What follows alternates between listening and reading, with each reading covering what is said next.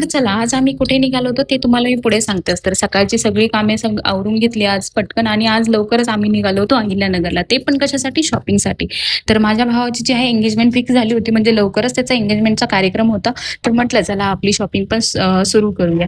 तर मग आम्ही सगळेच निघालो होतो. भैया होता, वहिनी होती, मम्मी पप्पा आणि एक भाऊ आणि वहिनी जे आहेत ते पुढे गेले होते आणि आम्ही पाठीमागून चाललो होतो.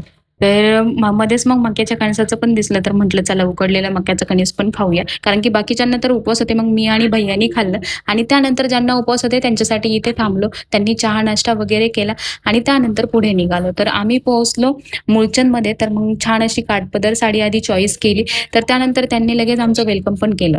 तर त्यानंतर मग म्हटलं की चला आता डिझायनर पण चॉईस करूया. तर सेकंड साडी डिझायनर होती आणि मला पण डिझायनरच घ्यायची होती. तर मग त्यांच्या आधी चॉईस वगैरे झाली, नंतर मग मी पण बघायला स्टार्ट केलं आणि खरं सांगते मुलीपेक्षा जास्त मलाच वेळ लागला होता चॉईस करायला. आणि मी कोणती साडी चॉईस केली ना तुम्हाला नेक्स्ट व्लॉगमध्ये नक्की सांगते. तर इथे डिझायनर साड्या खूप साऱ्या बघितल्या, पण इथे काही आवडली नाही. मग आम्ही गेलो होतो जामगावकरच्या इथे, मग तिथे पण थोडीशी शॉपिंग केली. त्यानंतर मग घरी येताना म्हटलं चला आता जेवणं पण करून घेऊया. तर मग छान अशी या हॉटेलला थांबलो, छान असे जेवणं वगैरे केले.